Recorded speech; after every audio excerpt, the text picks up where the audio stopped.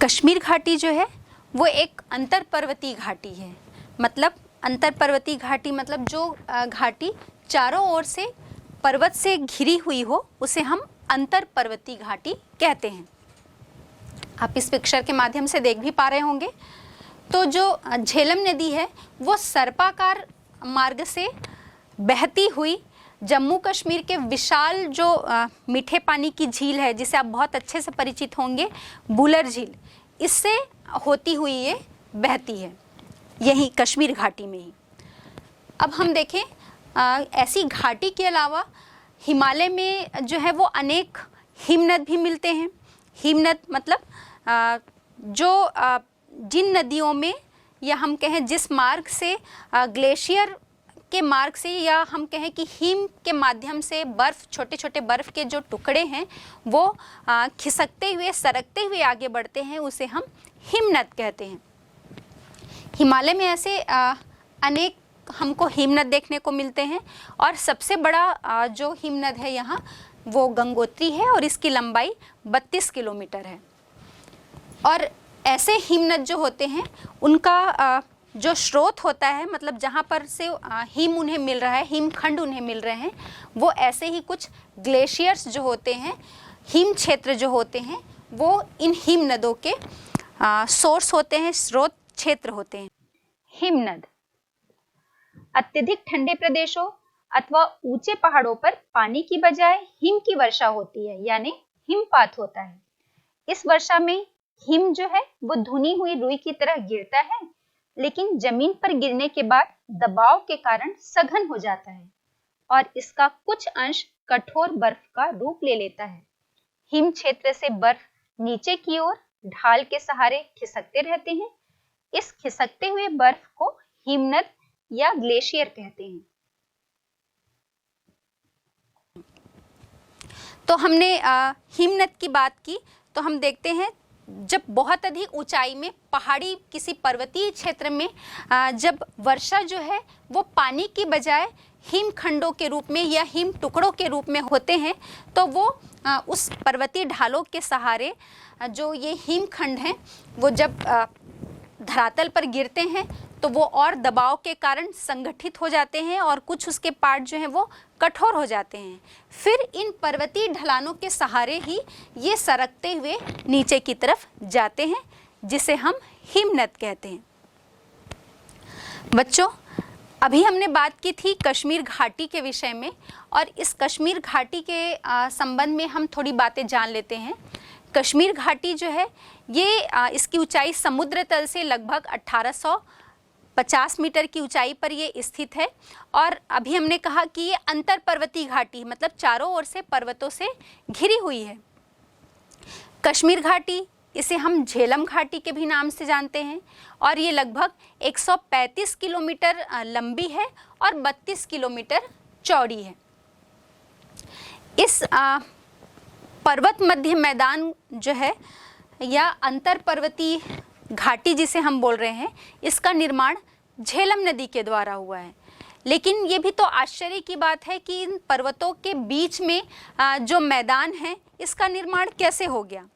तो ये मान्यता है या वैज्ञानिकों का ये मानना है कि सबसे पहले यहाँ पर, जहाँ पर अभी कश्मीर घाटी मिल रही है, वहाँ पर पहले एक झील हुआ करती थी, और ये झील जो है ये पहाड़ों के बीच में थी, और कुछ जो भूगर्भिक हलचलें थी उसके कारण इस झील में दरार पड़ गई और झील का जो पानी है वो तो बाहर चला गया, लेकिन उनके अवसाद में दबाव पड़ने के कारण जो अवशेष वहाँ पर बचे हुए थे उनमें दबाव पड़ने के कारण जो है ये घाटी का निर्माण हुआ। और इसमें जो अवशेष रूप में उस झील का जो अवशेष है वो आज भी वर्तमान में हमें डल झील के रूप में यहाँ पर देखने को मिलता है। ये डल झील जो है ये ऐसा माना जाता है कि उस झील का ही एक अवशेष रूप यहाँ पर है। अब हमें मालूम है कि कश्मीर की जो राजधानी है श्रीनगर, वो भी इसी डल झील के ही किनारे बसा हुआ है, आप सभी को पता है। और ये घाटी जो है वो एक प्राकृतिक छटा, प्राकृतिक सौंदर्य, और इतना अधिक इस घाटी का प्राकृतिक सौंदर्य है कि हम इसे कह भी रहे हैं कि इसे पूरे धरती का स्वर्ग हम कहते हैं। और ये घाटी जो है ये हमने कहा कि प्राकृतिक सौंदर्य से भरा पड़ा है। पर्यटकों के लिए जो यहाँ पर घूमने के लिए आते हैं ये एक आकर्षण का प्रमुख केंद्र है। अब इस घाटी में जो हमने डल झील की बात की थी, ये डल झील जो है यहाँ पर कुछ तैरते हुए नाव या हम जिसे कहते हैं यहाँ पर जो तैरते हुए नाव हैं उनमें घर के रूप में मिलते हैं, जहाँ पर सारी सुविधाएं होती हैं। और इन तैरते हुए नाव में घर जो मिलते हैं इन्हें हम हाउस बोट के नाम से जानते हैं, जो यहाँ रहने वाले लोगों की आजीविका का प्रमुख साधन है। इसके अलावा यहाँ की जो प्रमुख हस्तशिल्प जो उद्योग हैं, जिसमें आपके कालीन उद्योग हम कहें या अखरोट की लकड़ी के फर्नीचर, बुनाई का कार्य और कश्मीरी जो आपकी पश्मीना शॉल आती है, इससे तो आप बहुत अच्छे से परिचित होंगे। ये सभी जो हैं वो यहाँ रहने वाले लोगों की आजीविका का प्रमुख साधन है। कश्मीर घाटी ऊंची पहाड़ियों से घिरा है। इसका धरातल तस्तरी नुमा है, जैसा कि आप चित्र में देख पा रहे हैं। हजारों साल पहले यहाँ बहुत बड़ी झील थी, जिसमें चारों तरफ की पहाड़ियों से कई नदी नाले बहकर आते थे और अपना पानी इसी झील में गिराते थे। ये नदी नाले अपने साथ लाए अवसाद जैसे मिट्टी, गाद, क्ले कई सालों तक झील में जमा करते रहे। पृथ्वी की आंतरिक प्रक्रिया के कारण पीर पंजाल श्रेणी ऊपर उठने लगी, जिससे इस झील का पानी बाहर निकल गया और इस पहाड़ी कगारों पर सीढ़ी नुमा खेत बने, जो खेती के लिए काफी उपजाऊ हैं। इसे ही करेवा कहा जाता है। इसे यहाँ की क्षेत्रीय भाषा में वुद्रा भी कहते हैं। कश्मीर घाटी की जब हम बात कर रहे हैं तो इसमें एक शब्द से आपको बहुत अच्छे से परिचित होना होगा। ये आपके अति लघुत्तरीय प्रश्न में भी पूछा जा सकता है। करेवा, ये एक इम्पॉर्टेंट टर्म्स है। करेवा क्या है? बच्चों, अभी हमने चर्चा की थी कि कश्मीर घाटी जो है वो अंतर पर्वतीय घाटी है और इसका जो धरातल है सपाट है, तस्तरी नुमा जिसे हम कहते हैं। और अभी हमने बात भी की थी कि जहाँ पर अभी ये घाटी है वहाँ पर पहले बहुत समय पहले एक झील हुआ करती थी, और जब इस झील में बहुत सारे जो सभी तरफ की जो पहाड़ियों से घिरी हुई थी, तो इनके नदी नालों के द्वारा लाकर अवसाद जो जमा किए गए, अवसादों के जमा होने के बाद इसमें धीरे धीरे भूगर्भिक हलचलें हुई, और इस भूगर्भिक हलचल के परिणाम स्वरूप या हम कहें कि पृथ्वी की आंतरिक प्रक्रिया के परिणाम स्वरूप यहाँ जो पीर पंजाल श्रेणी है ये इसमें ऊपर की तरफ उठने की प्रक्रिया होने लगी, जिससे उस झील का पानी तो बाहर निकल गया और जो इसके कगार हैं, इन चूँकि अभी हम फिर बात कर रहे हैं कि अंतर पर्वतीय घाटी है तो चारों ओर से ये पर्वतों से घिरी हुई है। तो पहले वहाँ झील थी और चारों तरफ से पर्वतीय क्षेत्र से जो नदी नाले हैं उनके अवसाद यहाँ पर लाकर जमा किए जा रहे थे। तो ज़्यादा अवसाद के जमा होने से, दबाव बढ़ने से पानी तो बाहर की तरफ पर्वतों की कगारों से नीचे की तरफ बह गया, लेकिन ये जो पानी बाहर निकल गया और इस पहाड़ी कगारों पर सीढ़ी नुमा खेत बन गए, जो खेतों के लिए मतलब खेती के लिए या कृषि के लिए बहुत हम कहें कि उपजाऊ है या उन्नत है, और इसे ही हम करेवा कहते हैं। तो जो बाहर की तरफ आकर बह जाने से सीढ़ी नुमा खेत बन गए हैं, या कश्मीर घाटी के सभी पहाड़ी कगारों पर, चारों ओर की पहाड़ी कगारों पर जो मिट्टी मिलती है हमें, उपजाऊ मिट्टी, इसे ही हम करेवा के नाम से जानते हैं। और आप कश्मीर या श्रीनगर में केसर से तो आप बहुत अच्छी तरह से परिचित होंगे, और ये जो हम करेवा की बात कर रहे हैं, ये करेवा बहुत चूँकि उपजाऊ मिट्टी होती है, और इस उपजाऊ मिट्टी में केसर की जो खेती है वो बहुत उन्नत अवस्था में है। या हम कह सकते हैं कि इन सीढ़ीदार खेतों में जो केसर या जाफरान की खेती की जाती है, और केसर के जो फूल होते हैं, इसके केसर के फूल से वर्तिकाग्र को अलग किया जाता है, और इसका उपयोग भी जो है वो कई प्रकार की औषधियों को बनाने के लिए किया जाता है। और मसालों के रूप में, या जब हम स्वादिष्ट खाना तैयार करते हैं जैसे खीर है, उसमें हम केसर का प्रयोग करते हैं, ये तो आप बहुत अच्छी तरह से जानते हैं। तो करेवा जो है वो बहुत ही उपजाऊ मिट्टी वाला क्षेत्र है इस कश्मीर घाटी के क्षेत्र का, जो इसके पहाड़ी कगारों पर, पहाड़ी ढलानों पर मिल रहा है। और केसर या जाफरान के साथ साथ इसमें ये और अन्य प्रकार की फसलों के लिए भी उसके उत्पादन के लिए बहुत उपयोगी होती है। बच्चों, अब हम इसी हिमालयीन क्षेत्र में एक शीत मरुस्थल की बात करते हैं। गर्म मरुस्थल के बारे में तो हम आगे चर्चा करेंगे ही, जो हमारे भारत का एक महत्वपूर्ण प्राकृतिक स्वरूप है, जो हमारे थार का मरुस्थल है। लेकिन हम अपने हिमालय में मिलने वाले, इसके एकदम उत्तरी छोर में मिलने वाले एक शीत मरुस्थल की बात करते हैं, जिसे हम लद्दाख कहते हैं। लद्दाख आपको पता है बहुत ही ठंडा जगह है, और ये एक मरुस्थल तो है, लेकिन ऐसा मरुस्थल है जहाँ की जलवायु जो है वो गर्म नहीं है, बहुत ठंडी है, शीत मरुस्थल है। अब हम ये देखते हैं, यहाँ एक लद्दाख में ही एक व्यक्ति रहते हैं, कीम। अब ये कीम का जो गांव है फे, तो ये लद्दाख में फे गांव के विषय में हम थोड़ी जानकारी इकट्ठी करते हैं कि ये गांव कैसा है, यहाँ घर कैसे होते हैं, और यहाँ पर लोगों के आर्थिक क्रियाकलाप किस प्रकार के होते हैं। ये जो गांव है ये जास्कर घाटी के पेंजिला नदी के किनारे पहाड़ी ढलान पर बसा हुआ एक छोटा सा गांव है, और ये इस गांव में लगभग 80 घर हैं। यहाँ पर जो भी उपजाऊ ज़मीन है, इस उपजाऊ ज़मीन में सिर्फ आपके पत्थर, गारे या ईंट, इन सब के छोटे छोटे घर जो हैं इन पहाड़ी ढलानों पर बनाए गए हैं। और ये जो यहाँ पर घर मिलते हैं, इन घरों को खंगपा के नाम से जाना जाता है। इन घरों की छतें जो हैं वो सपाट होती हैं, और सपाट इसलिए रखी जाती हैं क्योंकि इन सपाट छतों का जो उपयोग है वहाँ पर लोग पशुओं के चारे वगैरह इकट्ठे करने के लिए करते हैं। चूँकि हम कह रहे हैं कि ये एक शीत मरुस्थल है, इसलिए हमें पता है कि यहाँ की जलवायु बहुत ज़्यादा कठोर है। यहाँ पर लोग जो हैं वो एक समूह बनाकर छोटे छोटे समूहों में रहते हैं। यहाँ पर जबकि हम शीत मरुस्थल कह रहे हैं, मतलब जलवायु बहुत कठोर है, बहुत ज़्यादा ठंडी है, इसलिए साल भर यहाँ पर रहने वाले लोगों को गर्म कपड़े पहनने पड़ते हैं। यहाँ पर लोग जो गर्म कपड़े पहनते हैं, उन गर्म कपड़ों को गोंचा कहा जाता है।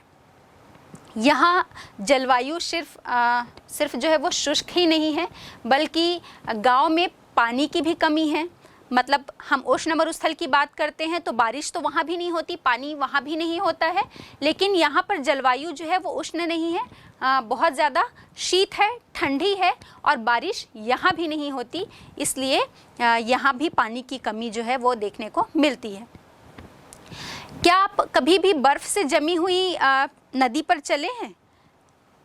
हम यहाँ पर देखेंगे, शीत मरुस्थल की बात कर रहे हैं, तो जब सर्दी का मौसम होता है, ठंड का समय आता है, तो यहाँ पर चूँकि ये अभी हमने बात की थी ना कि ये पेंजिला नदी के किनारे पहाड़ी ढलान पर बसी हुई है, तो पेंजिला नदी जो है वो ठंड के मौसम में बहुत जम जाती है, और इस जमी हुई पेंजिला नदी को यहाँ पर रहने वाले लोग जो हैं वो रास्ते के रूप में उपयोग करते हैं। जब एक गांव से दूसरे गांव जाना होता है तो ये एक छोटे रास्ते के रूप में इसका प्रयोग करते हैं। अब हम देखेंगे कि यहाँ पर जो रहने वाले लोग हैं वो अपनी कृषि में गोभी है, आलू है, मटर है, गेहूँ और बाजरा, इस टाइप की फसलें उगाते हैं, और अधिकांशतः घरों में हम देखेंगे कि इन्हें बाज़ार में ले जाकर बेचा नहीं जाता, ये खुद ही उसका प्रयोग करते हैं, क्योंकि ये इतनी ही मात्रा में जो है फसलें उगाते हैं जो इनके खुद के घरेलू उपयोग के लायक होता है।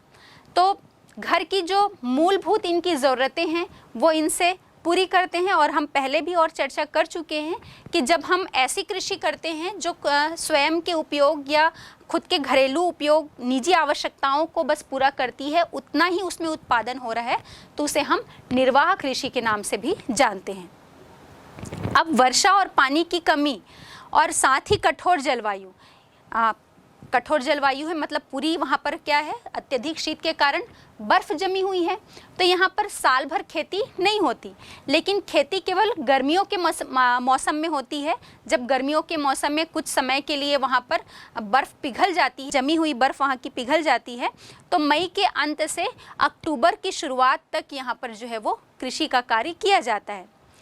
अब गर्मियों में जब हिमनद पिघलती है तो बहते हुए जो पानी है वो नालियों के माध्यम से, नालों के माध्यम से बहता हुआ वहाँ पर खेतों तक पहुँचा दिया जाता है। और जब सर्दियों के मौसम होते हैं, गर्मियों में तो चूँकि पिघल गई बर्फ़ तो आपने खेतों तक उसे पहुँचा दिया, लेकिन जब यहाँ पर सर्दियों के मौसम होते हैं तो इन्हें लगभग 1 किलोमीटर दूर चलकर जो सोते होते हैं, जो स्रोत होते हैं पानी के, वहाँ से चलकर पानी को लाना पड़ता है। और कभी कभी तो जो बर्फ़ होता है उन्हें भी पिघलाकर उन्हें पानी के रूप में उनका प्रयोग करना पड़ता है। ये लोग जानवरों को भी पालते हैं, पशु भी पालते हैं। और प्रमुख जानवर यहाँ पर हम देखें तो याक है, डीमो है, जो है, जोमो, घोड़े, ये सभी जो हैं वो यहाँ के प्रमुख पशु जो हैं वो पाले जाते हैं। तो जब कृषि कार्य कर रहे हैं तो उनसे ये फसलों को उगा लेते हैं और अपना जीवन निर्वाह करते हैं।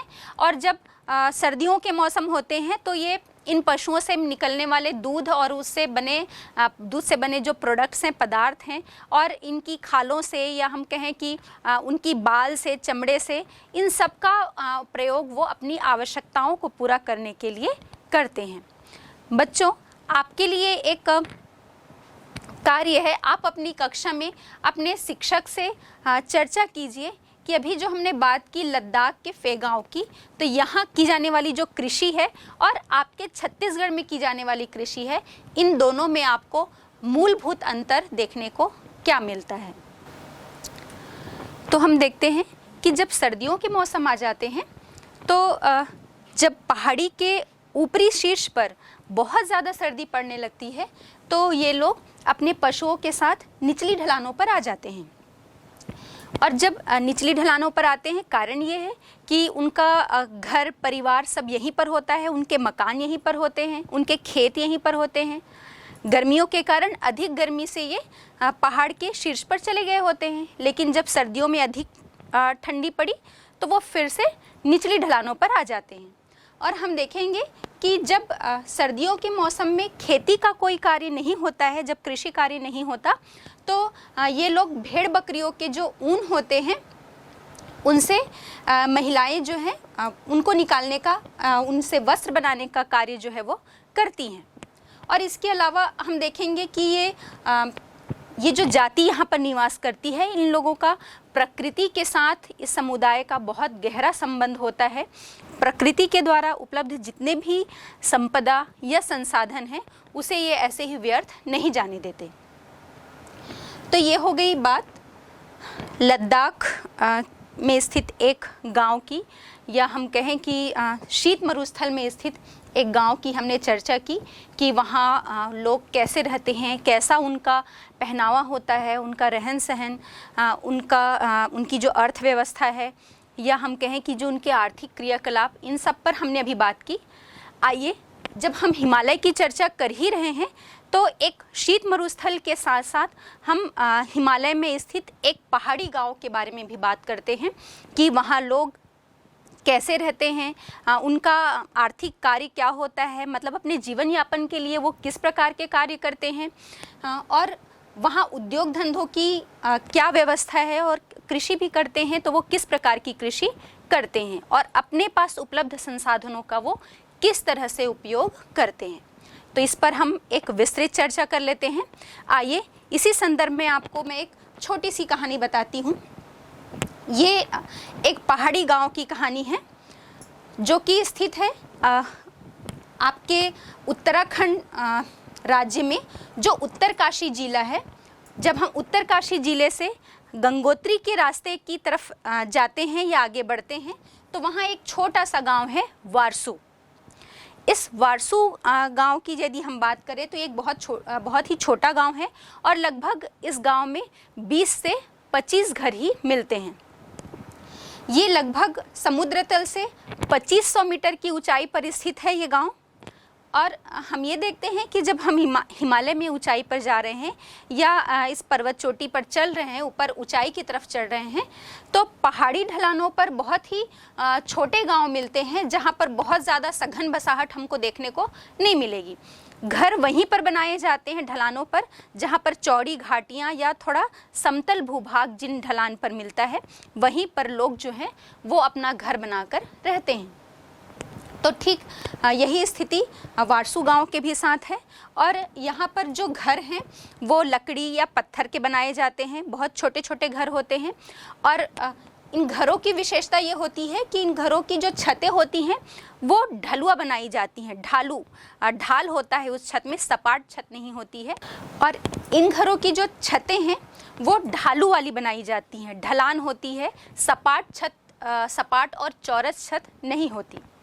और इसका कारण ये है कि जब छत को सपाट रखा जाएगा तो हिम बारिश चाहे पानी के रूप में हो या फिर हिम के रूप में ये यहाँ पर रुक जाएगी। इसलिए ये छतें जो हैं वो ढलान वाली या ढालू पृष्ठ वाली बनाई जाती हैं ताकि वर्षा का जल या पानी के रूप में हो या हिमखंड के रूप में हो, ये इस ढलान के माध्यम से इसमें रुके नहीं और नीचे की तरफ गिर जाए। हाँ, इसमें हम और एक बात देखेंगे कि कुछ घरें जो हैं उनकी छतें सपाट भी होती हैं और उसका कारण ये होता है कि इस सपाट और चौरस छत में ये लोग मक्का जो होता है उसे स्टोर करके रखते हैं, या उनके पास जो पशु होते हैं उन पशुओं के लिए चारे को वहाँ पर एकत्र करके इकट्ठा करके रखते हैं। इसके लिए ये लोग अपने घरों की छत को सपाट या चौरस बनाते हैं। अब हम ये बात कर ही रहे हैं कि लगभग 2500 मीटर की ऊंचाई पर ये घर हमें देखने को मिलता है या ये गांव जो है वो स्थित है। तो चूंकि इतनी ऊंचाई पर है तो हमें मालूम है कि यहाँ पर जलवायु या जो यहाँ की स्थलाकृति होगी वो बहुत ही विषम परिस्थिति वाली होगी। हम ये कह सकते हैं कि लगभग वर्ष में जो एक बार है वो हिमपात तो यहाँ होता ही है, कठोर जलवायु होती है और भूमि असमतल है, ऊबड़ खाबड़ है। इसलिए यहाँ पर कृषि करना भी जो है वो बहुत सरल कार्य नहीं होता। कृषि करना क्या, ये घर भी हमने भी बात की कि जहाँ कहीं भी थोड़ी सी समतल भूमि मिलती है वहीं पर ये अपना छोटा सा घर बना लेते हैं। तो घरों की संख्या भी जो है वो बहुत अधिक नहीं होती और ना ही घर बहुत बड़े साइज़ के होते हैं। अब हम ये देखते हैं कि यहाँ पर हालांकि कृषि तो की जाती है, जहाँ कहीं समतल भूमि मिल जाए इन्हें वहाँ पर ये कृषि कार्य तो करते हैं, लेकिन उसमें हम ये देखेंगे कि ये अनाज की जो उपज होती है, अनाज की फसलें जो है वो बहुत ज़्यादा नहीं लेते। इन खेतों में सब्जियां जो है, जो ये सीढ़ीदार या सीढ़ी नुमा खेत ये जो बनाए होते हैं इन ढलानों पर, उसमें सब्जियां जो हैं वो बहुत ज़्यादा उनका उत्पादन देखने को मिलता है। और आपने पहाड़ी आलू या शिमला मिर्च के बारे में तो सुना ही होगा। हम अधिकतर बात करते हैं कि पहाड़ी आलू आ गया है या उसका जो स्वाद होता है, उसका जो टेस्ट होता है, उसकी एक अलग ही बात है।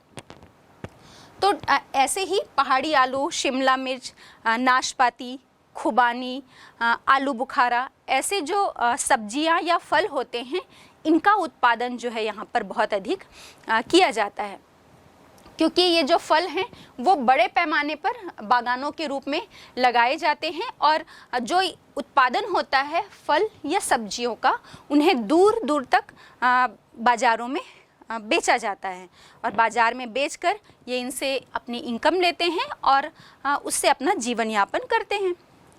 यहाँ हम देखेंगे कि जो वन होते हैं या वनस्पतियाँ यहाँ पर जो मिलती हैं वो सदाबहार प्रकार की होती हैं, सदाबहार वन होते हैं।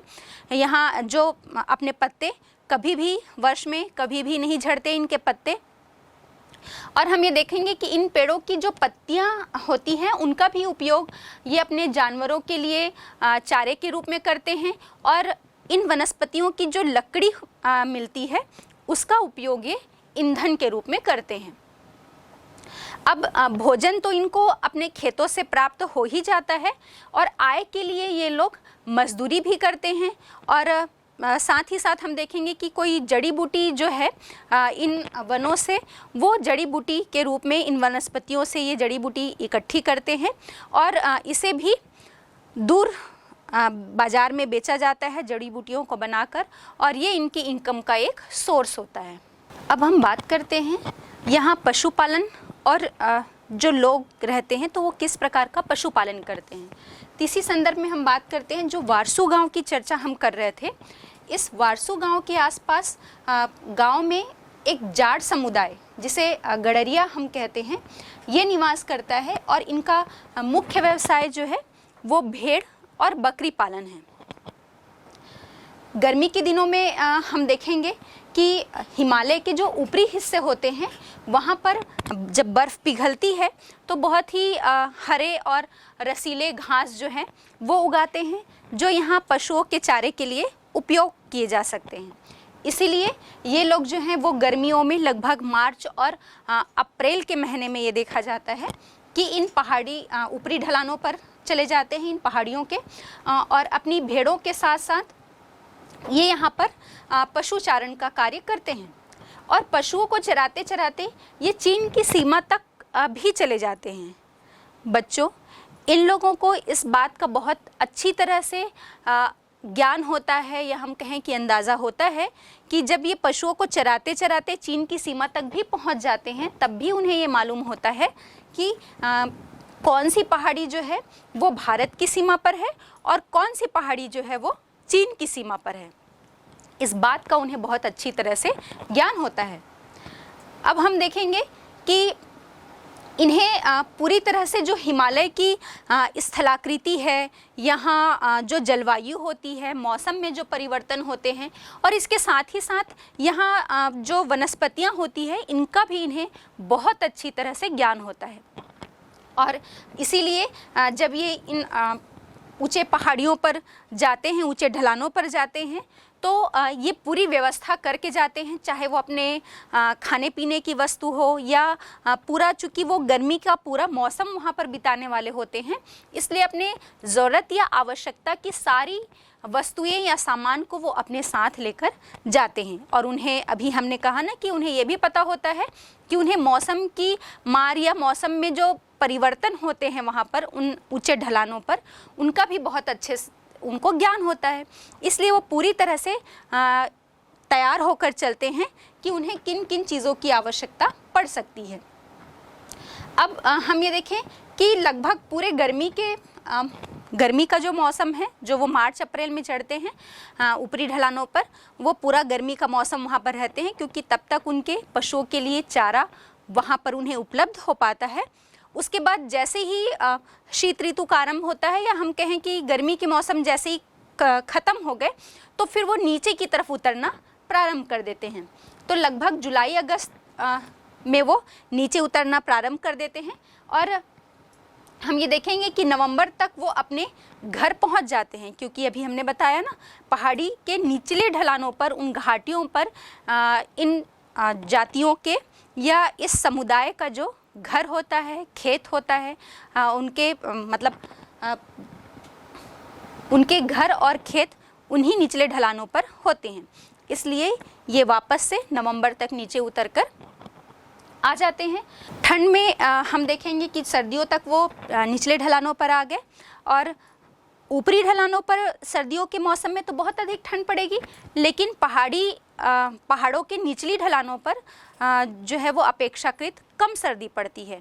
तो जब ऊपरी ढलानों पर घास जो है वो समाप्त हो जाते हैं, सर्दियों में उन्हें उपलब्ध नहीं हो पाते, तो निचली ढलानों पर उन्हें जो है ये घास मिल जाते हैं, और ये अपने पशुओं को अपने घर वापस आकर वहीं पर उन्हें चराने का कार्य जो है वो करते हैं। उसके बाद हम देखेंगे कि सर्दियों में ये लोग जो हैं ऊन को काटने का और इसके साथ साथ कंबल आदि जो बनाने का कार्य है वो ये करते हैं। हमें मालूम है कि हिमालय में जो रहने वाली जनजातियां हैं वो मौसमी प्रवास करती हैं।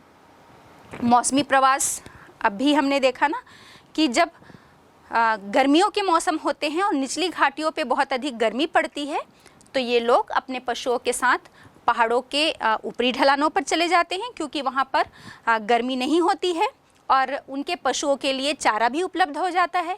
और जैसे ही सर्दियाँ पड़ती हैं, सर्दियों के मौसम प्रारंभ होने वाले होते हैं, तो ये लोग अपने पशुओं के साथ वापस अपने घर की तरफ निचली ढलानों पर आ जाते हैं, क्योंकि ऊपर में अब सर्दियां बहुत अधिक पड़ती हैं और निचली ढलानों पर हम देखेंगे कि अपेक्षाकृत गर्मी होती है और उन्हें अपने पशुओं के लिए चारा जो है वो यहाँ पर उपलब्ध होता है।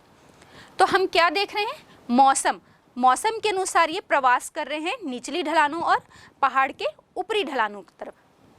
तो मौसम के अनुसार जो इनका प्रवास होता है, इसे हम मौसमी प्रवास जो है वो कहते हैं। जो हमने ये देखा कि ये जनजातियां जो है वो मौसमी प्रवास करती हैं। बच्चों, जो पश्चिमी हिमालय का क्षेत्र होता है और पश्चिमी हिमालय में जो जनजातियां होती हैं, या हम कहें कि वहाँ पर रहने वाला जो समुदाय होता है, वो ऊन और मांस के लिए भेड़ों को वो लोग पालते हैं, या हम कहें कि यही उनका मुख्य व्यवसाय भी होता है। हाँ, अब इसमें हम थोड़ी सी और बात कर लें। हमने मौसमी प्रवास की बात की, तो हम ये देखते हैं कि हिमालय में रहने वाली कौन कौन सी जनजातियां जो हैं वो मौसमी प्रवास करती हैं। तो इसके अंतर्गत हम देखते हैं पहला कुमायूं में भोटिया, और ये भोटिया जनजाति जो है वो भेड़, बकरी और मवेशियों को पालते हैं। इसके बाद कश्मीर में हम बात करें, कश्मीर की बकरवाल जो जनजातियां होती हैं ये बकरियों को पालती हैं। फिर जम्मू कश्मीर और हिमाचल और इसके साथ ही साथ उत्तराखंड में जो गुज्जर जनजाति होती है ये भैंसों को पालती है, भैंस पालन का कार्य करती है। और इसके साथ ही साथ जो दक्षिण पूर्वी लद्दाख है, यहाँ पर चंगपा जनजाति होती है और ये भी जो है वो पशुओं का पालन करती है, पशुपालन का कार्य करती है। और इसके साथ ही साथ मौसमी प्रवास भी ये जनजातियाँ जो है वो करती हैं। बच्चों, अभी हमने भी बात की पशुपालन की, कि एक पहाड़ी गांव में किस प्रकार से पशुपालन का कार्य किया जाता है। अब हम देखेंगे कि हिमालय की ऊंचाइयों पर उद्योग धंधे किस प्रकार के किए जाते हैं। तो इन उद्योग धंधों की स्थिति पर हम बात कर लें। हमें मालूम है कि जो हिमालय की ऊंचाइयों में निकलने वाली नदियां हैं, वह उनका जो सोर्स है, स्रोत जो है वहाँ पर पानी का, वो ग्लेशियर्स होते हैं, बड़े बड़े हिमखंड जो हैं वो होते हैं। तो हम देखेंगे कि जब गर्मियों का मौसम होता है तो ये ग्लेशियर्स जो हैं वो पिघलने लगते हैं। जब बारिश का मौसम होता है तब तो बारिश का जल इन्हें प्राप्त हो जाता है, लेकिन जब गर्मियों के मौसम होते हैं तो इन ग्लेशियर्स के पिघलने से इन्हें पानी का सोर्स मिलता है। और इसीलिए हमें मालूम है कि हिमालय से निकलने वाली जितनी भी नदियां हैं वो सदावाहिनी नदियां होती हैं, क्योंकि गर्मियों में भी ये नहीं सूखती ग्लेशियर से जल का सोर्स मिलने के कारण। तो हम ये देखते हैं कि हिम पिघलने के कारण जो छोटे बड़े जितने भी नदी नाले हैं, ये पहाड़ी ढलानों पर तेज़ी से इन नदियों का जो पानी गिरता है, इस नदियों के इन पानी का जो उपयोग है वो बिजली उत्पादन में किया जाता है। साथ ही साथ हम देखेंगे कि पहाड़ी ढलानों पर ये जो पहाड़ी नदियाँ निकलती हैं उन्हें तेज़ी से गिराया जाएगा, और पन बिजली की जो मशीनें हैं वो भी इसके सहारे यहाँ पर चलाई जाती हैं। अब कौन से खनिज जो है वो यहाँ पर मिलते हैं, तो मुख्य रूप से हम देखेंगे हिमालय में चूना पत्थर मिलता है, और यहाँ के जो चूना पत्थर है उसका उपयोग सीमेंट कारखाने में किया जाता है। हमें मालूम है कि सीमेंट कारखाने के लिए प्रमुख कच्चा माल जो है वो चूना पत्थर होता है। तो इस चूना पत्थर के माध्यम से यहाँ पर प्रमुख रूप से जो सीमेंट उद्योग हैं वो लगाए जाते हैं। और हम जहाँ पर भी ये चूना पत्थर की खदानें होती हैं उसके आसपास ही ये कारखाने लगाए जाते हैं, सीमेंट कारखाने। और इसके माध्यम से जो यहाँ पर लोग रहते हैं उन्हें इन चूना पत्थर की खदानों में और इसके साथ ही साथ जो सीमेंट उद्योग स्थापित किया गया है, यहाँ पर भी इन दोनों ही स्थानों पर इन्हें रोजगार बहुत आसानी से मिल जाता है। अब सीमेंट की उपलब्धता के कारण हम देखेंगे कि यहाँ पर जो पुल, बांध या घर या पन बिजली उत्पादन के जो केंद्र बनाए जाते हैं उनको बनाने में बहुत ही आसानी हो गई है। लेकिन ये काम जो है जो यहाँ पर चल रहा है चूना पत्थर और चूना पत्थर की खदानें और उसके माध्यम से, इस कच्चे माल के माध्यम से जो सीमेंट उद्योग का यहाँ पर की स्थापना की गई है या उससे जो उत्पादन का कार्य हो रहा है, वह इसके माध्यम से हिमालय पर्वत की का जो एनवायरनमेंट है, वहाँ का जो पर्यावरण है, उसे बहुत नुकसान पहुँच रहा है, क्योंकि ये कार्य जो है वो वहाँ के पर्यावरण को ध्यान में रखकर नहीं किया गया है। तो जिसके कारण चूना खदानों से जो जहाँ पर भी ये चूना पत्थर की खदानें खोदी जाती हैं, तो हम देखेंगे उससे वहाँ पर भूस्खलन की जो समस्याएं हैं वो उत्पन्न हो रही हैं। मलबे का जो है वो जमा हो जाना और उससे जुड़ी हुई जितनी भी समस्याएं हैं वो उत्पन्न हो जा रही हैं। इसके साथ ही साथ ये तो हो गई खदानों से उत्पन्न समस्या। अब हम देखेंगे कि जो सीमेंट कारखाने यहाँ पर स्थापित किए गए हैं, तो उस सीमेंट कारखाने से जो धूल उड़ती है, ये चारों ओर वहाँ पर के पर्यावरण में फैल जाती है और यहाँ से उड़ी हुई जो धूल है वो वहाँ के रहने वाले लोगों के स्वास्थ्य पे इसका बहुत अधिक बुरा प्रभाव पड़ता है। और साथ ही साथ हम देखेंगे कि वहाँ पर जो वनस्पतियाँ हैं और जो फसल वहाँ पर उगाई जाती है उस पर भी इसका बहुत अधिक नुकसान देखने को मिलता है। तो ये तो हो गई बात जो खनिज वहाँ पर उपलब्ध है उसके माध्यम से जो उद्योग यहाँ पर चलाए जाते हैं।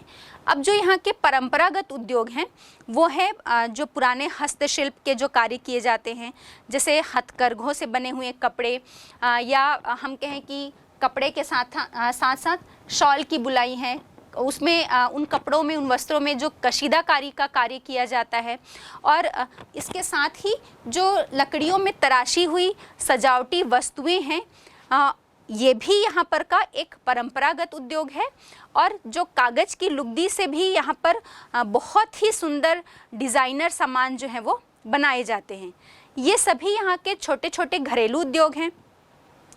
अब हम देखेंगे कि जो कारखाने में माल बनता है, इन मालों की बिक्री के कारण ये उद्योग जो हैं अब लगभग समाप्त प्राय हो जा रहे हैं, क्योंकि जो घरेलू उद्योग में हस्तशिल्प के माध्यम से जो कार्य किया जा रहा है वो वहाँ पर लोगों के ही द्वारा परंपरागत रूप में चलाया जा रहा है, तो इससे उत्पादन कम होता है। इसकी अपेक्षा जो मिल या कारखाने में उत्पादन का कार्य किया जाएगा वो बहुत अधिक तेज़ी से ज़्यादा मात्रा में उत्पादन होता है, तो इन्हें एक कंपटीशन जो है, प्रतियोगिता का सामना करना पड़ रहा है।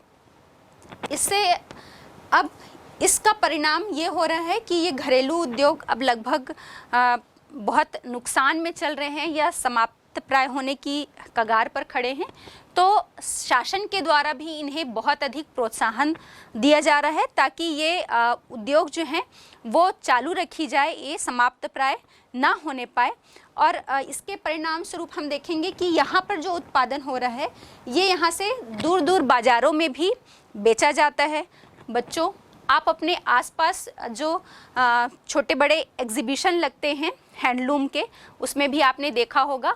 और यहाँ पर जो परंपरागत उद्योग की हमने जो बात की कि हथकरघा या जो हस्तशिल्प वाले जो कार्य हैं, जिसमें हमने शॉल या वस्त्र का निर्माण और उनमें कशीदाकारी और भी बहुत सारी जो सजावटी वस्तुओं की हमने बात की जो यहाँ पर निर्मित की जाती हैं, वो आप उस एग्जीबिशन में बहुत इजीली देख पाते होंगे और वो आपको बहुत ज़्यादा आकर्षित भी जो है वो करते होंगे। तो इसे गवर्नमेंट के द्वारा भी प्रोत्साहन दिया जा रहा है। इसके अलावा हम देखेंगे कि वहाँ पर भरपूर वनस्पतियाँ हैं, मतलब ये प्रकृति ने ही एक उपहार दिया है उन्हें। तो वहाँ पर उन वनस्पतियों से हम कहें, उनके फलों से रस निकालने का कार्य, अचार या मुरब्बा बनाने का काम भी यहाँ पर जो है वो किया जाता है। और ये बहुत अधिक फल फूल रहा है क्योंकि इन्हें बाज़ार में बेचकर बहुत अच्छी मात्रा में आय जो है वो यहाँ पर रहने वाले लोग प्राप्त कर लेते हैं, जो इनकी जीविका का एक प्रमुख साधन होता है। हमने हिमालय में कृषि को देखा, पशुपालन की बात की, उद्योग धंधों के बारे में हमने देखा और पर्यटन। अगर हम पर्यटन की बात करते हैं तो बच्चों, आपको बहुत अच्छे से पता होगा कि हिमालय की जो पर्वतीय चोटियां हैं, हिमालय के जो पहाड़ी नगर हैं या वहाँ पर जो घाटियाँ स्थित हैं, वो पर्यटन के एक बहुत अच्छे केंद्र हैं। और अभी अब वर्तमान में हम देख रहे हैं कि हिमालय के जो पर्यटन केंद्र हैं वो बहुत ज़्यादा फल फूल भी रहे हैं। और इसमें एक हम कह सकते हैं इसको रफ्तार जो पकड़ाई है वो परिवहन के विस्तार ने। पहले परिवहन की उतनी अधिक अच्छी सुविधा नहीं थी, तो उसके कारण हम देखते थे कि हर जगह तक पहुंच पाना संभव नहीं था, तो लोगों को थोड़ा सोचना पड़ता था। अभी पिछले चैप्टर में ही हमने चर्चा की थी कि जैसे वैष्णो देवी, तो पहले वैष्णो देवी या बद्रीनाथ, केदारनाथ इन जगहों की यात्रा करनी होती थी, तो जो बुज़ुर्ग लोग या जो असमर्थ हैं वो जाने के लिए उन्हें थोड़ा सा सोचना पड़ता था कि इतनी लंबी चढ़ाई वो कैसे चढ़ पाएंगे। लेकिन अब वहाँ पर इतनी अच्छी सुविधाएं दी जा रही हैं, जैसे अब इलेक्ट्रिक गाड़ी चल रही है, रोप वे की सुविधा हो गई है, तो हर बुज़ुर्ग या जो चलने में असमर्थ हैं वो भी वहाँ तक यात्रा कर सकते हैं बहुत आसानी से। तो अभी हम बात कर रहे हैं कि जितने भी जो पर्यटन केंद्र हैं वहाँ पर उपलब्ध सुविधाएं, जो नई नई सुविधाएं वहाँ पर लोगों को उपलब्ध कराई जा रही हैं, ये वहाँ पर पर्यटन जो उद्योग है या हम कहें कि पर्यटन को बहुत ज़्यादा बढ़ावा इससे मिल रहा है। तो पर्यटन भी यहाँ पर रहने वाले लोगों के रोजगार का एक प्रमुख साधन बन गया है, क्योंकि आप सोचिए खुद कि अगर किसी स्थान पर आपके आसपास ही हम यदि कल्पना कर लें कि एक छोटा सा मेला लगता है या कुछ मार्केट लग रहा है या कोई एक धार्मिक आयोजन ही हो रहा है, तो हम क्या देखेंगे? वो भले ही थोड़े दिन के लिए हो रहा हो, लेकिन वहाँ पर जो ऑटो वाले हैं, रिक्शा वाले हैं, मतलब परिवहन के जो साधन हैं, जो स्टेशन से या किसी भी बस स्टॉप से लोगों को उस स्थान तक पहुँचा रहे हैं, उनको रोजगार मिल जाता है।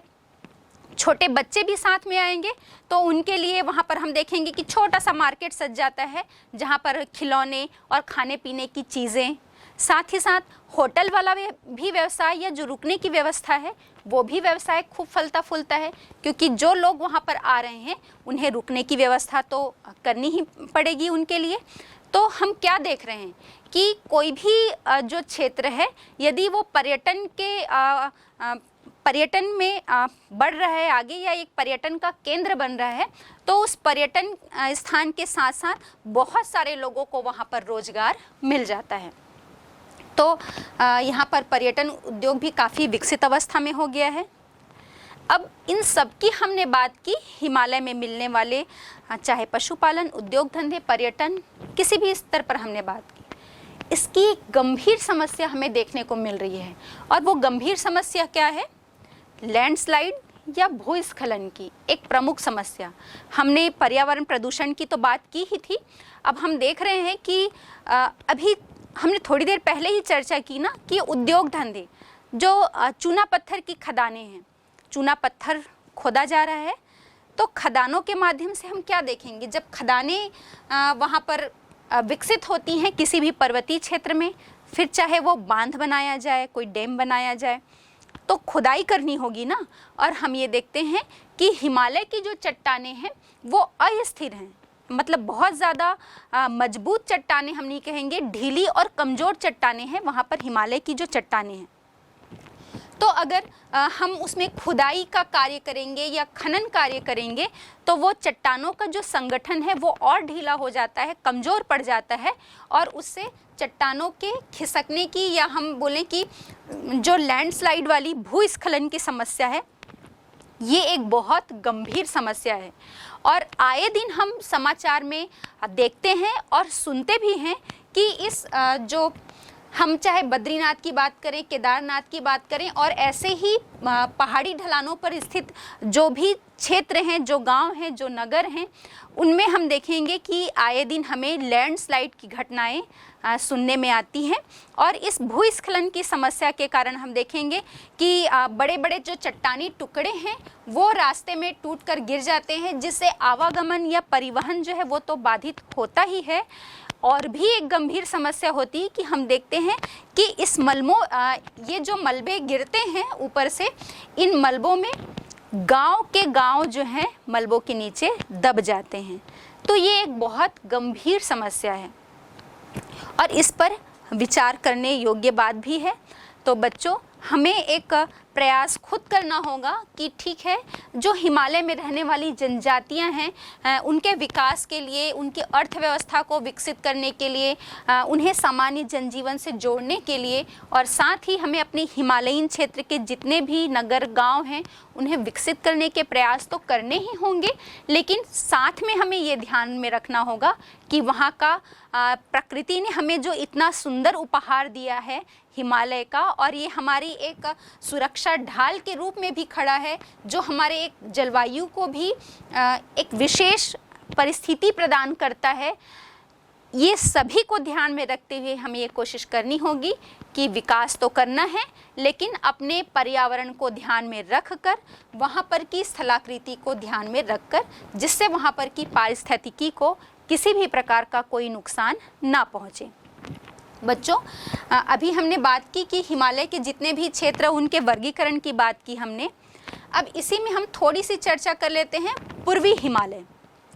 पूर्वी हिमालय जो है वो जब हमने हिमालय का विभाजन देखा था तो हमने ये बात देखी थी कि नामचा बरवा से होता हुआ एक जो हिमालय का पर्वतीय क्षेत्र है, हिमालय की जो पर्वत श्रेणी है वो दक्षिणावर्त हो जाती है, दक्षिण की तरफ मुड़ जाती है, और वो जितनी भी हमारे पूर्वोत्तर राज्य हैं उन पूर्वोत्तर राज्यों तक जाकर फैली हुई है। फिर हम अरुणाचल, असम, नागालैंड, मिजोरम, यहाँ तक ये एक श्रृंखला के रूप में आ गई है।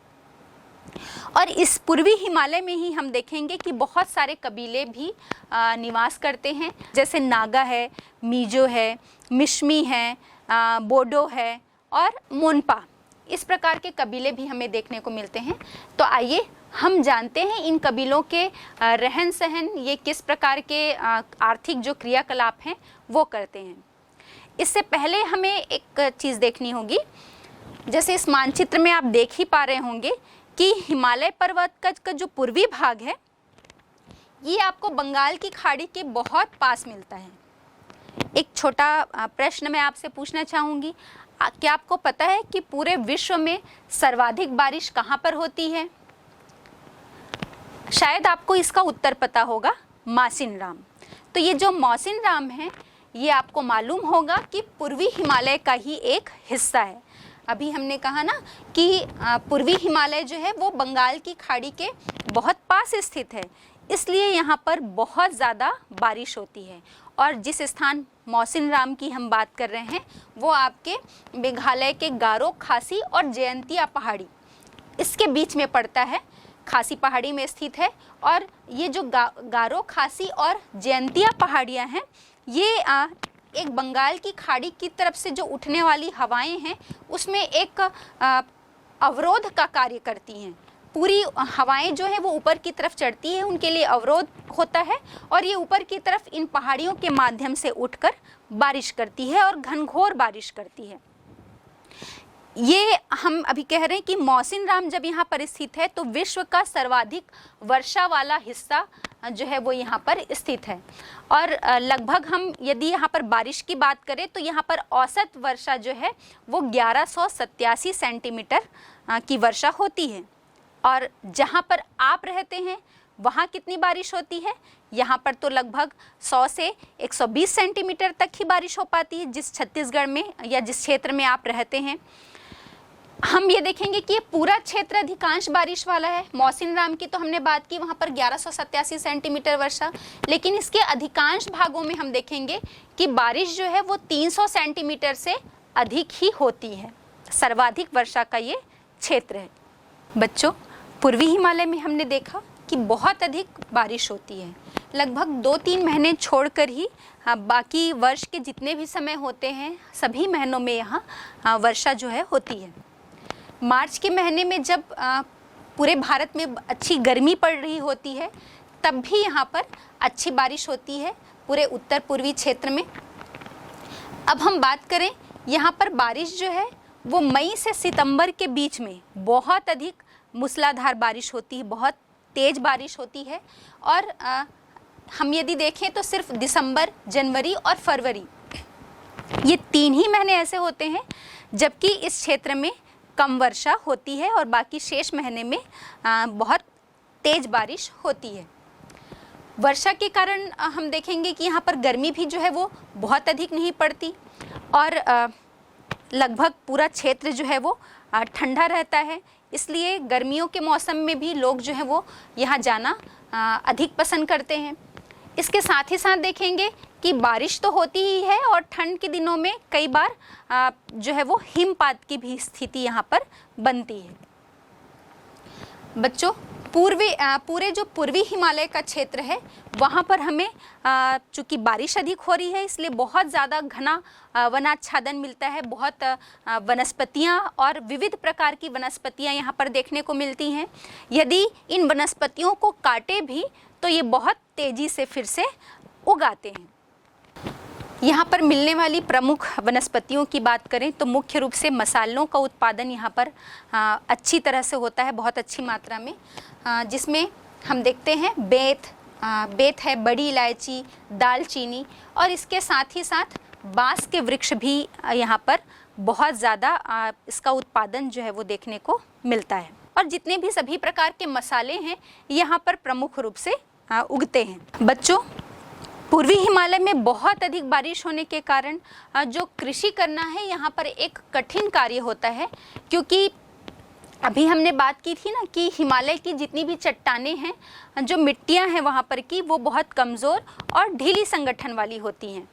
तो इसी कारण जो खेत बनाना यहाँ पर एक मुश्किल कार्य है, क्योंकि जब बहुत तेज़ बारिश होती है तो ढलानों पर स्थित जो खेत हैं वहाँ पर की मिट्टियाँ जो हैं वो बहुत तेज़ी से बारिश के तेज़ पानी के साथ बह जाती हैं, क्योंकि यहाँ पर बहुत अधिक बारिश होती है। तो इसके कारण यहाँ पर रहने वाले लोगों ने एक खेती का हम कहें कि दूसरा एक उपाय ढूंढा, जिससे कि मिट्टी का कटाव जो है वो बहुत ज़्यादा ना होने पाए। तो ये लोग पहाड़ी ढलानों पर सीढ़ी नुमा या सीढ़ीदार खेत बनाकर कृषि कार्य करते हैं। ये सीढ़ी नुमा या सीढ़ीदार खेत के अलावा भी यहाँ पर रहने वाले लोगों ने, समुदाय ने कृषि का एक नया तरीका ढूंढा है, या हम कहें कि दूसरा तरीका ढूंढा है, जिसे हम कि झूम खेती कहते हैं। तो आइए अभी हम बात करते हैं यहाँ पर रहने वाले लोग जो झूम खेती करते हैं। इसी संदर्भ में अरुणाचल प्रदेश की एक छोटी सी बस्ती, यहाँ पर हम चलते हैं और यहाँ पर रहने वाले लोग जो हैं वो झूम खेती कैसे करते हैं। तो हम ये देखेंगे कि यहाँ पर जो घर, पहले तो झूम खेती करते हैं, और इस जो छोटी बस्ती की हम बात कर रहे हैं तो उसमें हम देखते हैं कि यहाँ पर घर जो है वो कैसे बनाए जाते हैं या कैसे घर यहाँ पर होते हैं। तो एक चित्र के माध्यम से आप समझ पा रहे होंगे कि इस बस्ती में या इस पूरे क्षेत्र में किस प्रकार के घर होते हैं। तो यहाँ पर हम देख रहे हैं कि बांस के खंभों पर चबूतरा बनाया गया है, और इस चबूतरे के ऊपर एक लंबा सा बरामदा और एक लंबा कमरा बनाकर ये लोग जो है वो यहाँ पर रहते हैं। ऐसा लगता है कि मानो बांस के खंभे पर ही इनके घर जो हैं वो टिके हुए हैं। तो ऐसा क्यों? घरों की संख्या कम होती है, छोटे आकार के, हमने कहा ना कि एक बरामदा और एक लंबा सा कमरा, ये छोटा सा इनका घर होता है, और लगभग 20-30 घर ही यहाँ पर मिलते हैं। तो इस छोटी सी बस्ती के बारे में हम समझते हैं कि ये जो बांस के खंभे पर टिका हुआ मकान है, घर है, ये ऐसा क्यों बनाया जाता है? चूँकि यहाँ पर बहुत ज़्यादा घना वनस्पति आवरण होता है, तो नीचे यदि ज़मीन पर घर बनाए जाएंगे तो यहाँ पर जो विषैले कीड़े होते हैं, कीड़े मकोड़े, या हम कहें कि सांप बिच्छू, इस टाइप के जो कीड़े होते हैं, और नमी भी जो है वो यहाँ पर की ज़मीन में बहुत ज़्यादा होती है, क्योंकि बारिश भी यहाँ पर बहुत अधिक होती है। तो इन चीज़ों से बचने के लिए ये लोग जो हैं ये बांस के खंभों पे इनका जो घर है वो टिका हुआ होता है, ताकि ये सारी चीज़ों से ये अपनी सुरक्षा कर पाएँ। झूम कृषि स्लैश एंड बर्न फार्मिंग, यह कृषि एक आदिम प्रकार की कृषि है, जिसमें पहले जंगल के वृक्षों और वनस्पतियों को काटकर उन्हें जला दिया जाता है, और साफ की गई भूमि को पुराने उपकरण जैसे कि लकड़ी के हल आदि के द्वारा जुताई करके बीज बो दिए जाते हैं, और जो वनस्पतियां जलाकर साफ की जाती हैं उसमें से ठूंठ को छोड़ दिया जाता है, जिससे कि वहां पर भूमि का कटाव ना होने पाए। और जो जलाकर साफ की गई वनस्पति है वो जब बारिश का पानी उसमें पड़ता है तो उसके साथ वो घुलकर उस जमीन में मिल जाती है, जो एक खाद या उर्वरक का काम करती है। कुछ वर्षों तक, जैसे कि 2 से 3 वर्ष और प्रायः 5 वर्ष तक की, जब तक कि मिट्टी में उर्वरता विद्यमान रहती है, उस भूमि पर खेती की जाती है और इसके बाद इस भूमि को परती छोड़ दिया जाता है, जिससे कि उस भूमि पर फिर से पेड़ पौधे और वनस्पतियां उगाती हैं। अब कहीं दूसरी जगह किसी दूसरे जंगली क्षेत्र की भूमि को साफ करके कृषि के लिए नई भूमि प्राप्त की जाती है और उस पर भी कुछ ही वर्ष तक खेती की जाती है। और इस खेती करने के पहले, जैसे पहले वाली भूमि पर जो प्रोसेस किया गया था कि जंगलों को काटना, उसके बाद उसे जलाकर साफ कर देना, फिर खेती करना, इसी प्रक्रिया से यहाँ पर खेती की जाएगी। एक प्रकार से कह सकते हैं कि यह एक स्थानांतरणशील कृषि होती है, जिसमें थोड़े थोड़े समय के अंतर पर खेत बदलते रहते हैं। भारत की पूर्वोत्तर पहाड़ियों में आदिम जातियों के द्वारा की जाने वाली जो कृषि है वो इसी प्रकार की झूम कृषि होती है। इस प्रकार की स्थानांतरणशील कृषि को श्रीलंका में चेना, हिंदेशिया में लदांग, रोडेशिया में मिल्पा के नाम से जाना जाता है। इस झूम खेती की कुछ समस्याएं भी हैं। झूम के कारण जो क्षेत्र के बहुमूल्य प्राकृतिक संसाधन होते हैं उनका बहुत नुकसान होता है, क्योंकि इससे जंगल जो है वो बहुत तेजी से कटने लगते हैं, तो इससे जंगलों में कमी आ रही है, वन क्षेत्र में लगातार कमी होती जा रही है और बहुत दिन तक खेतों को छोड़ना मुश्किल होता है।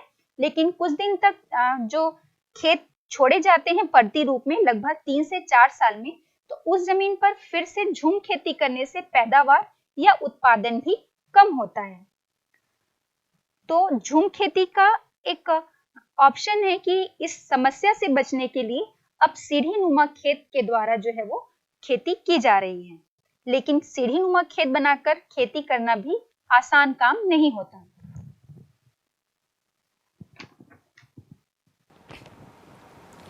अब हम देखते हैं कि हमने अभी कहा कि झूम खेती है ना, ये लोग सीढ़ीनुमा खेत बनाकर तो खेती करते ही हैं, इसके साथ ही साथ कृषि का एक नया तरीका झूम खेती ये अपनाकर यहाँ पर कृषि कार्य करते हैं। तो आइए जानते हैं इसी बस्ती में जो कृषि कार्य किया जाता है झूम खेती, वो कैसे करते हैं। तो इसमें हम बात करते हैं, इस छोटी सी बस्ती में एक मीजो कुनबे के लोग रहते हैं। ये एक ही समुदाय के होते हैं और सभी लोग एक दूसरे के रिश्तेदार होते हैं, लेकिन फिर भी इनका एक अपना अलग अलग घर होता है। अब इन्होंने ये तय किया कि हमें कृषि कार्य करना है, तो ये खेत बनाने के लिए निकले हैं। तो आइए हम देखते हैं कि ये क्या कार्य करते हैं। दिसंबर का महीना है और बहुत ज़्यादा कड़ाके की ठंड पड़ रही है। बारिश हमने भी कहा ना, दिसंबर जनवरी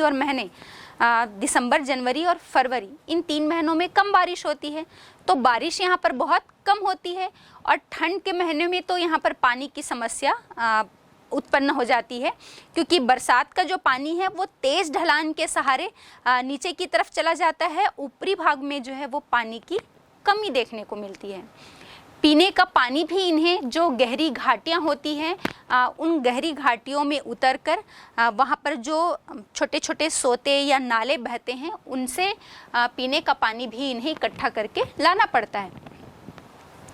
मीजो कुनबे का ये जो गांव है, जो हम अरुणाचल प्रदेश में बात कर रहे हैं, उसकी एक छोटी सी बस्ती की हमने बात की, जिसमें मीजो कुनबे के लोग रहते हैं या मीजो समुदाय के लोग। तो ये लोग ये गांव जहाँ पर है वहाँ पर पहाड़ी और आसपास की जो 2-3 पहाड़ियाँ हैं, ये इन पहाड़ियों में इसी कुनबे के लोग रहते हैं और यही पहाड़ी ढलान पर इनके जो खेत हैं वो भी होते हैं। यहाँ का जो जंगल होता है, यहाँ पर जितना भी वनस्पति आवरण मिल रहा है, जो वन आवरण मिल रहा है, वो इनका होता है। यहाँ दूसरे कुनबे के लोग आकर खेती कार्य नहीं कर सकते। सारी ज़मीन जो है वो इसी कुनबे की होती है और कोई भी व्यक्ति यह नहीं कह सकता कि ये ज़मीन उसकी है या ये जंगल उसका है। हर साल दिसंबर के महीने में हम देखेंगे कि ये लोग इन पहाड़ियों पर किसी एक जगह खेत बनाते हैं। तो पिछले साल जो उन्होंने दिसंबर में खेत बनाया था उसका क्या, तो वो पिछला जो खेत होता है उसे वो ऐसे ही पड़ती छोड़ देते हैं ताकि उसमें फिर से वनस्पति उगाए, वनस्पति का आवरण हो जाए या जंगल जो है वो बन जाए। उस ज़मीन पर फिर वो 7-8 वर्षों तक लगातार किसी भी प्रकार से कोई कृषि कार्य नहीं करते और वहाँ पर जो बांस और झाड़ियाँ हैं वो दूसरे पेड़ जो हैं वो उगाते हैं इन 7-8 वर्षों में, और 7-8 साल के बाद वो फिर से वहीं पर जाते हैं और उन झाड़ियों को अपने प्रोसेस के द्वारा, जो हमने झूम खेती की बात की, उस प्रक्रिया के द्वारा वहाँ पर वो फिर से खेती करते हैं। अब हर वर्ष की भांति इस बार भी ये चर्चा हुई कि खेत बनाना है, तो इस वर्ष के लिए भी खेत बनाने के लिए ये दिसंबर के महीने में निकलते हैं और ये तय किया जाता है कि किस पहाड़ी ढलान पर खेत जो है वो बनानी है। खेत बनाने के लिए इस समुदाय के सारे लोग जो हैं वो साथ मिलकर चलते हैं और एक परिवार के जितने भी पुरुष सदस्य हैं वो सभी एक साथ मिलजुल कर जिस पहाड़ी ढलान पर निश्चित हुआ है कि यहाँ पर खेत का निर्माण करना है, वहाँ पर के पूरे जंगल को साफ करते हैं, काट देते हैं वहाँ पर की पूरी वनस्पतियों को। ये अलग से कोई मजदूर नहीं लगाते, ये सारे कुनबे के जो सदस्य के लोग हैं ये सारे लोग मिलकर हर परिवार के लिए खुद ही मिलजुल कर खेत जो है वो तैयार करते हैं। मतलब वनस्पतियों को काटने का कार्य वहाँ पर के जो पुरुष वर्ग के लोग हैं वो करते हैं। अब पूरे वनस्पतियों को काट दिया जाता है, लेकिन ये ध्यान रखा जाता है कि उसकी जो ठूठ है, आखिरी की जो बची हुई ठूठ है या जो जड़ें हैं उनको छोड़ दिया जाता है, वहाँ जड़ से उन वनस्पतियों को नहीं काटा जाता। इसके बाद कुछ समय के बाद उन्हें छोड़ दिया जाता है ऐसे ही, और कुछ समय के बाद वो जो वनस्पतियाँ या हम जो बोल रहे हैं कि बची हुई ठूठ और जो जड़ें हैं वो भी सूख जाती हैं वनस्पतियों के साथ। फिर लगभग बारिश शुरू होने के पहले उन वनस्पतियों को जला दिया जाता है, सूखी हुई वनस्पतियों को, और जला हुआ जब वनस्पतियों को जलाया जाता है तो उससे जो बचे हुए राख हैं वो पूरी धरती पर, पूरे धरातल पर फैल जाते हैं। अब उस बची हुई राख को वैसे ही रहने दिया जाता है और उसके बाद 1-2 बारिश में वो पूरी तरह से धुल जाती है और कुछ जो है वो उसी मिट्टी में समाहित हो जाती है। फिर वो जो सिर्फ वहाँ पर उस खेत में या उस ज़मीन में जो है वो बची हुई ठूठ और जड़ें ही जो हैं वो रह जाती हैं। यहाँ पर रहने वाले लोग जो हैं वो किसी भी प्रकार से हल का इस्तेमाल वहाँ पर की ज़मीन में नहीं करते, क्योंकि जब वो हल का इस्तेमाल करेंगे तो वहाँ पर की मिट्टी का जो है वो कटाव होने लगेगा। इसलिए ये निश्चित किया जाता है कि किसी भी प्रकार से हल नहीं चलाया जाएगा। और अप्रैल का महीना होता है, हल्की बारिश होती है, उसके बाद मई से जो है वो बहुत मूसलाधार बारिश या घनघोर बारिश जो है यहाँ पर शुरू हो जाती है। और इससे पहले, इस मई की बारिश से पहले यहाँ पर बुआई का कार्य कर देते हैं। इसके लिए जो मिट्टी में छोटे छोटे छेद किए जाते हैं और इन छेद में ही जो है वो बीज को डाल दिया जाता है, क्योंकि अभी हमने बताया था कि इसमें हल चलाने का कार्य यहाँ की मिट्टी में नहीं किया जाता।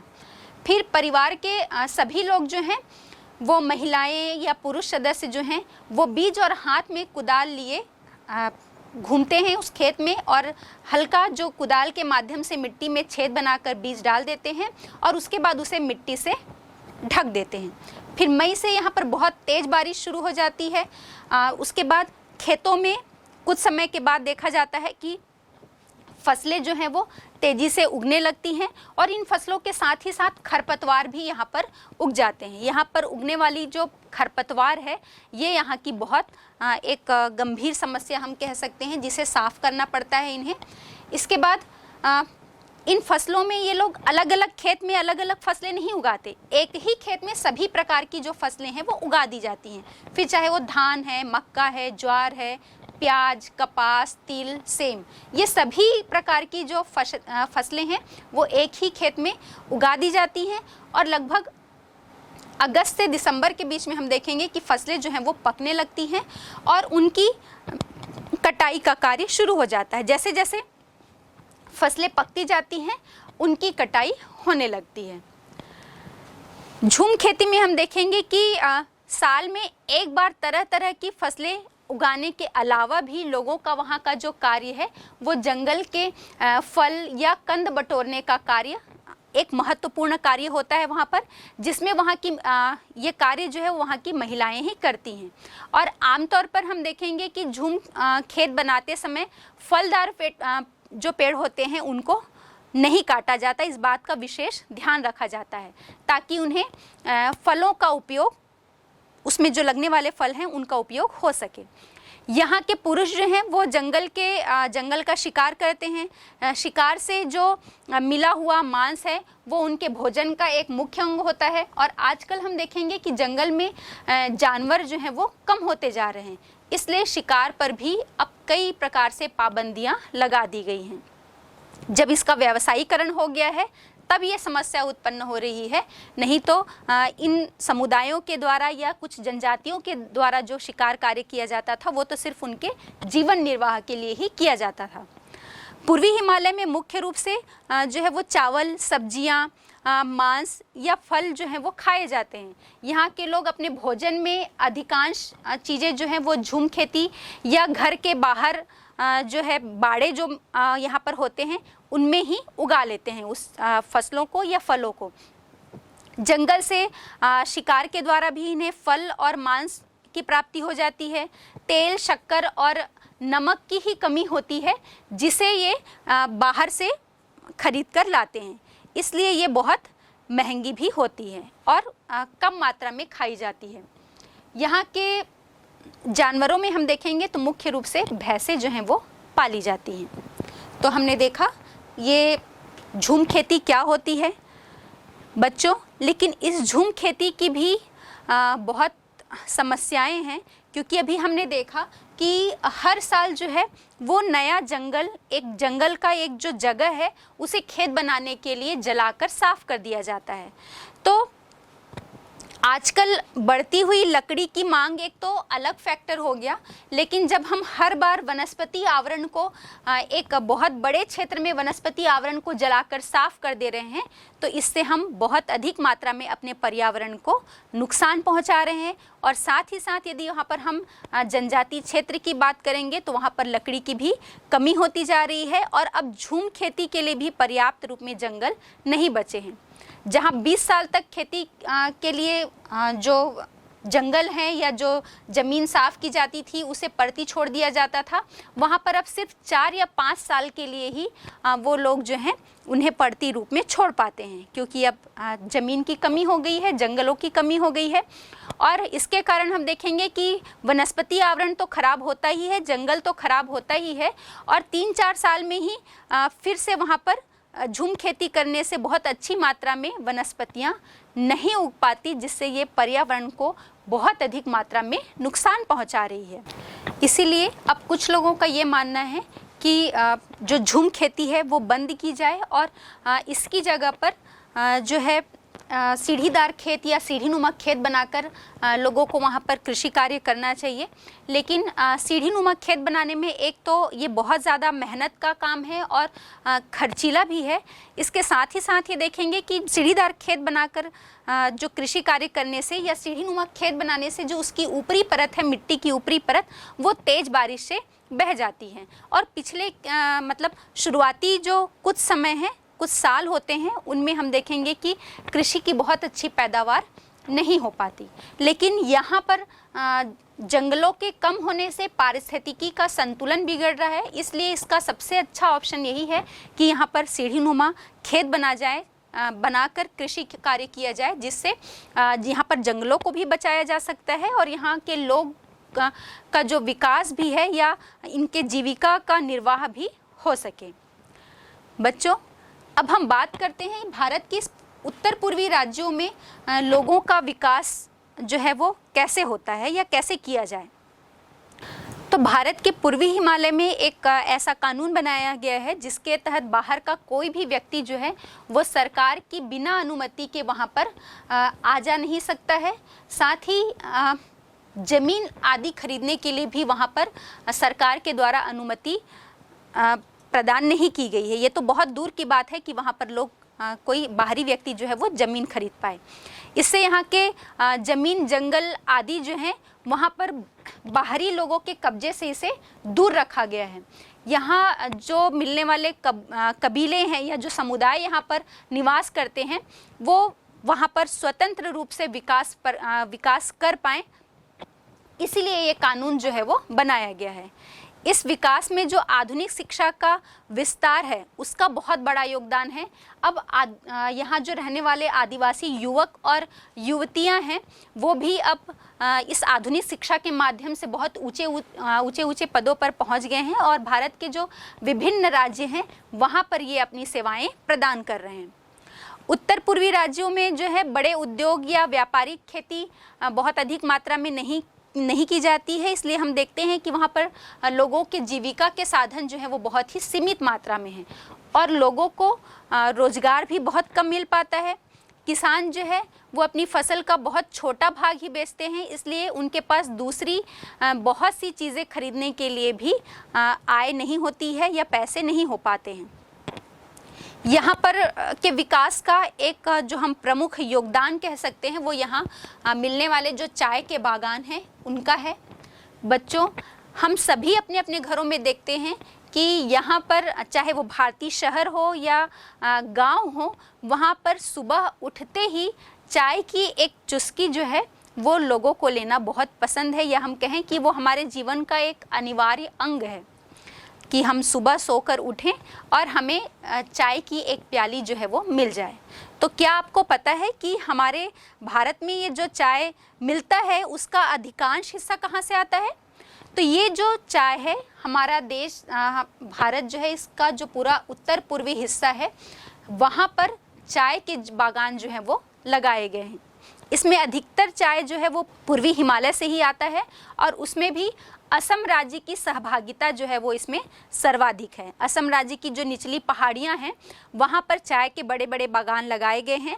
चाय के जो पौधे होते हैं, बागान में जो पौधे उगते हैं, उनकी नई पत्तियों को तोड़कर सुखाया जाता है, फिर उसे मशीन से मसल कर काट कर सुखा कर जो है वो चाय की पत्तियाँ तैयार की जाती हैं। चाय का पाउडर जो है वो बनाया जाता है और चाय जो है वो यहाँ की प्रमुख व्यापारिक फसल है और यहाँ पर रहने वाले लोगों के आय और रोजगार का भी एक प्रमुख साधन है।